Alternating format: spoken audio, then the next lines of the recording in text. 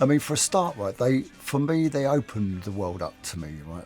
They opened up the possibilities in life and what the world could be, and it made the world more colourful, I thought.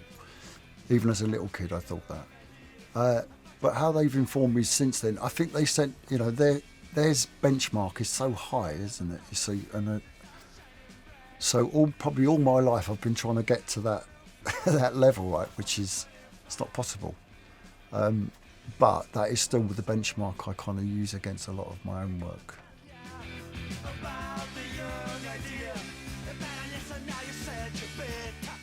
It was a very good apprenticeship playing all them clubs and pubs, right? Because we played, generally speaking, we played to totally disinterested punters who were just there to talk or, drink. And maybe on a Saturday night after 10 o'clock when everyone had a few and people were on their feet and having a little dance, we might have gone down all right. But it was invaluable because it made us stronger, and we didn't collapse under pressure later on. We never ever folded under pressure, and I think that all comes from that sort of schooling of playing all these places every weekend. So people who don't give a fuck whether you're there or not, they could be it could be anyone else, or we were too loud or whatever the complaint was. But it was all good. It was our education.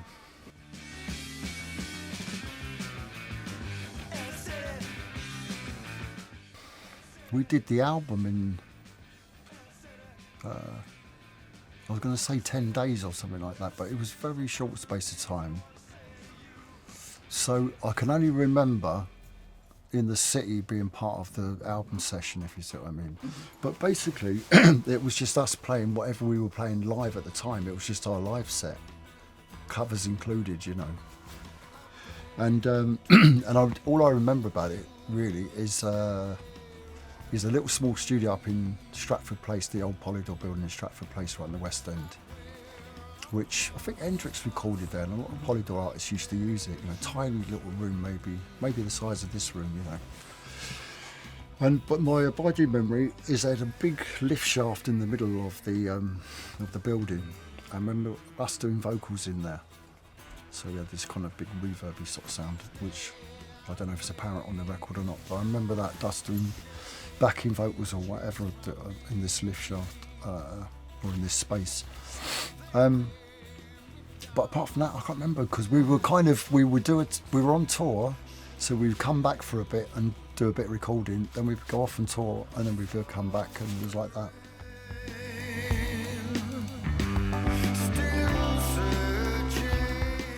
Dr. Feelgood, definitely. That was before the punk thing, really. Seeing Wilco, and then, but then after seeing the Pistols and the Clash, like a lot of people my age, really, and rushing off back home to write my first punk tune, and but it was a good single, yeah. Shame about the rest of it, but that was good.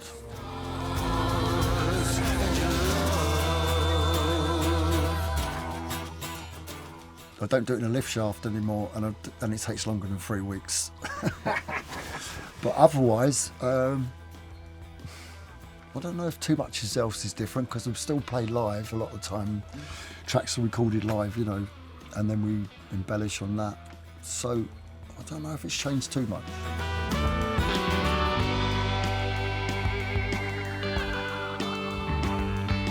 I couldn't even conceive that, really, I didn't think I'd go past 25.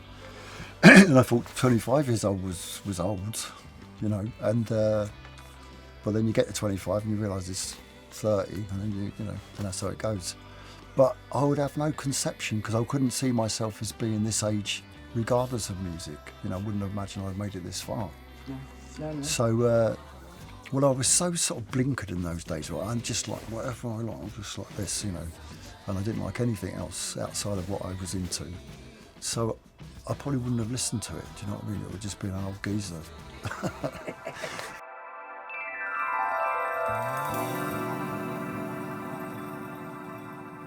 Well, one thing is not to keep making the same record, not to come back and make the same record, which I have done a few times, and that's always frustrated me, looking back on it.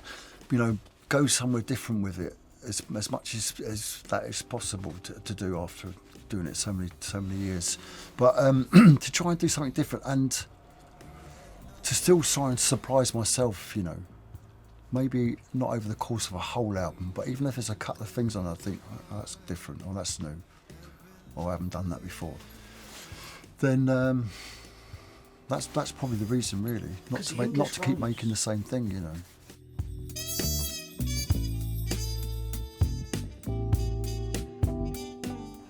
Yeah, definitely, yeah, I love it.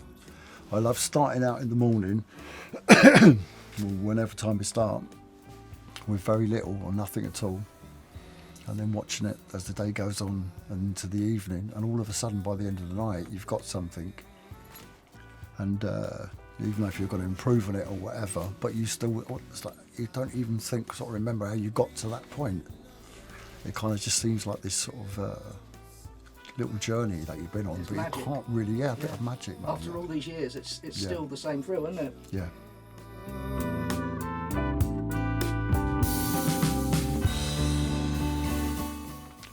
We use both now, and the level of digital recording is so good, it's very difficult to tell the difference. And there's so many brilliant things with sort of digital recording as well, in terms of editing and all that stuff, and move shifting stuff about. So I've got to say, you know, both. There's room for both, yeah. Totally.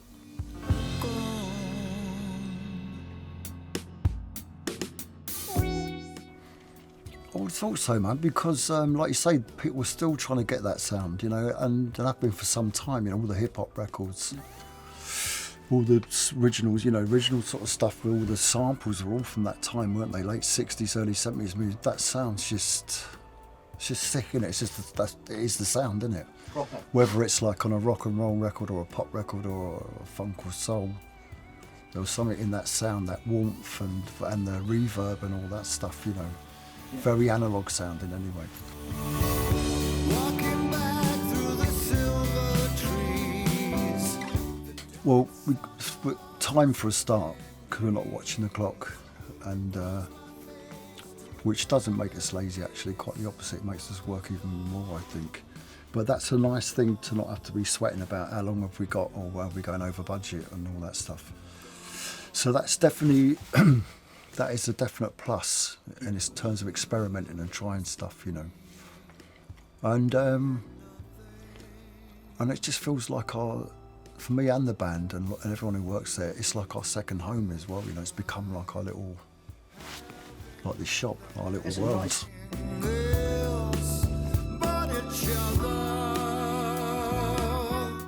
Mieka Rec, like the old sort of Sid one, or what Rick Wright used to use, so that's really cool.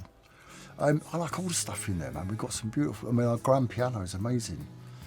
It's not particularly old, I mean, it's over 30 years old. No, it's not, it's over 40 years old. But that's just beautiful, it's so played in and it's got a beautiful low end. But all the stuff's in there, it's great, man.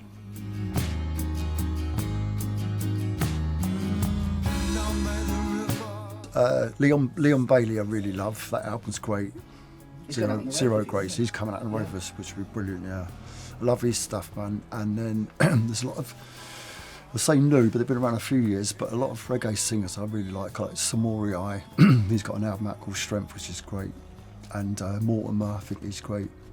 And then Vegan, I don't know if you know his stuff, he's got some new stuff out, he's fucking great, very clever. Yusef Days, that album, Black Classical Music, that's brilliant. Absolutely brilliant. That's one of my favourites from last year or the year before, actually. And I like Summer Pearl, who's someone that Liam Bailey told me about, a female singer.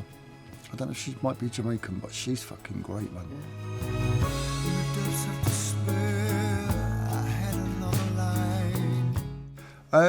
Because for so much of my time in music, I've kind of worked on my own.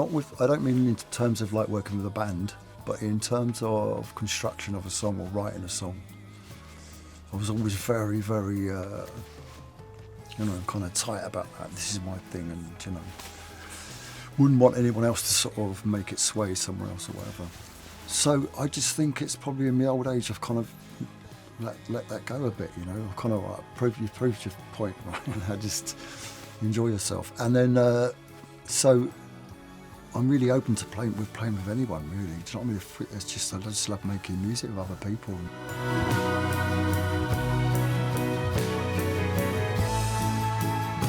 With Suggs, I mean, we probably met at Top of the Pops or something, you know, back in the day. And then we did a couple of things together. But maybe that was the Style Council, I don't know. But we did a couple of charity things and a few Red Wedge we did.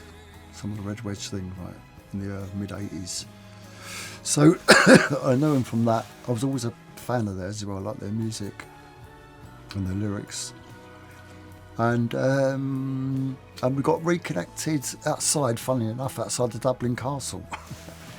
And so I hadn't seen him for an awful long time anyway, so we kind of got back in touch. And then same thing with Dr. Robert, you know, met him in the 80s probably, and probably again on that Red Wedge tour, you know, I think.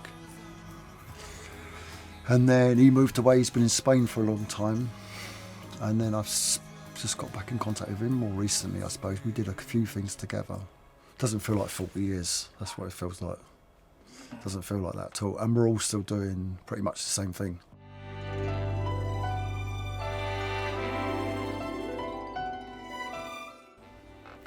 It was, yeah, it was something that I did with Erlen Cooper, right, quite a few years ago. I mean, at least 3 or so, maybe 4 even. And I didn't know what to do with it. I wasn't making an album at the time. So they used a bit of it on a TV show, which I can't remember what it was called now. But and then it was just sort of hanging about, really. And it was Charles, who's the engineer at Black Barn, who reminded me of it. Said, oh, you've got to use this on the album, you know. And it just seemed like a really good closer to the album, you know.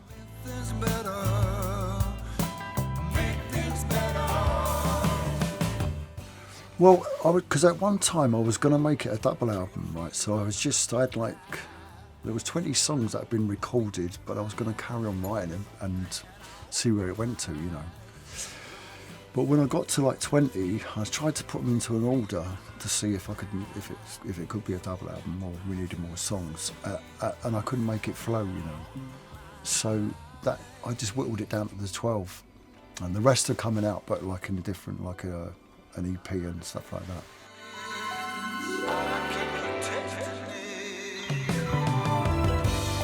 Well, I think because I started writing it. Like I say, 3 or years ago, or since Fat Pop, and whenever that was out, 21. So there's songs on it like the Burnout references COVID, and it references, you know, that Tory twat who said maybe artists should think about, you know, getting another job or thinking of different. So there's all lots of little contemporary references that were contemporary at the time. Ship of Fools is about Boris Johnson and all his cronies. So the sentiments still stand. It's just some of those people have fallen away, or you know, or some of those things have fallen away. But so it was written over that course of time, you know. So I don't know if it would still make sense, but it does to me. Yeah.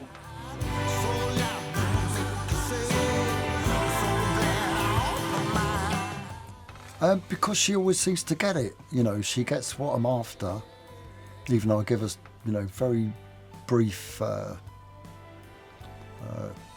ideas or whatever, references. But she always seems to get it, man, and she brings all these other great things into it as well, you know. I think she's a fucking genius, really. Do you know what I mean? I've seen her in lots of different, doing different styles of music as well. I went to see her do like this avant-garde thing with this Chinese percussionist, totally improvised. And that was amazing as well, you know. She's just, she's brilliant what she does.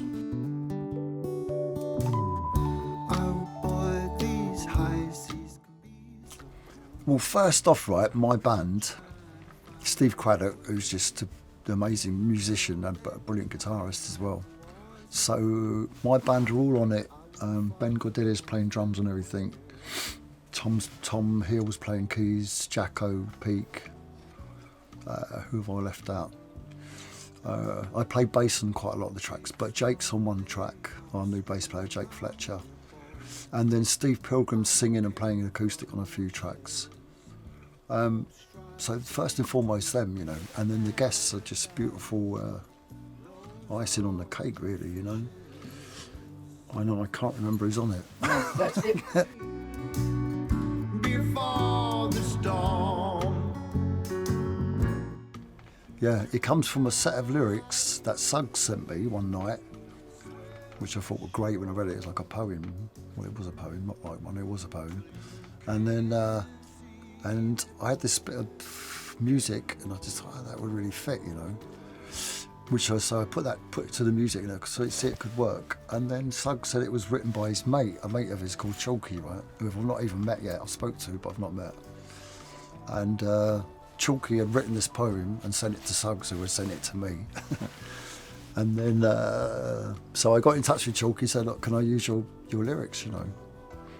And he was fine, yeah, of course, said, of course. And so that was it, really. And then Suggs wrote the words for the chorus, and we had the song, you know.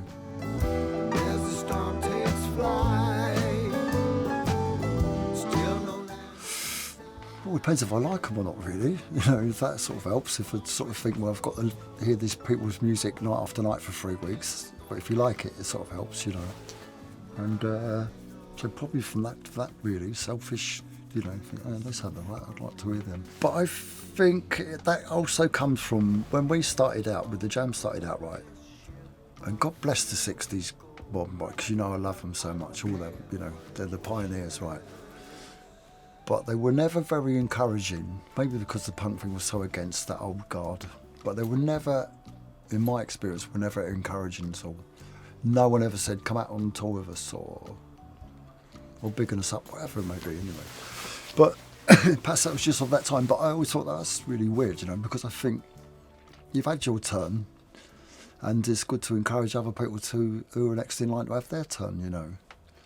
The same as you would, one would like to think in any sort of field, really. God is bored of you and me. More, More. I reckon, yeah. Because it's a different thing now, right? When you talk about the early days, it was just, I think our set lasted for like, you know, less than an hour, because it was just quick. 1, 2, 3, 4, which was great and very exciting. But now I play music, and I play all sorts of music, like live. And during the course of my set, there's a lot of different moods and styles and whatever.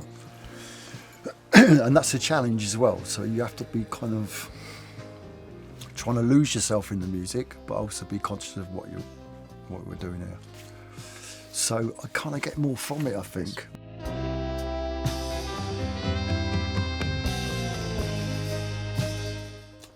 Well, it's difficult, right? Because a lot of them old songs, I find it hard to connect with. Not because I don't like them as songs, but I just don't feel I can sing them or do them justice. So, equally, I'm as happy, I'd be happy playing all new stuff all the time if I could. But I also have come to the age or stage where I realise that you've got to give a little bit of give and take, right? And it's been really good in the last sort of year or two.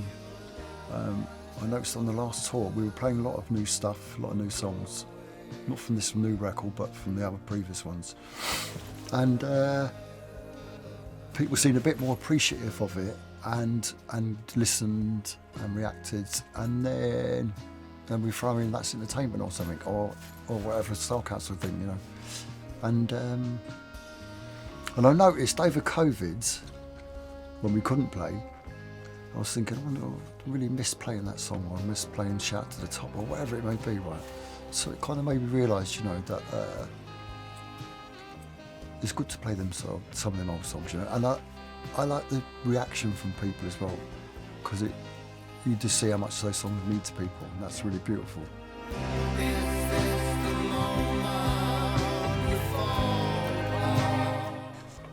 Well, he asked me. I don't know, he's had a phone call one day to our office saying Steve McQueen would like to talk to Paul about this part in his film, which is weird anyway, because I've never even thought about acting or imagined even doing it. But I'm a big fan of his stuff, right? So I went to meet him anyway, so I was just wanting to meet him in any case. And I've loved all his stuff he's done. And I said to him, like, I can't fucking act, you know, I've never done that. And he was like, no, you'll be able to do it, don't be silly, you know, they want you to think you can't act. So he kind of didn't talk me into it, but he said, just try it.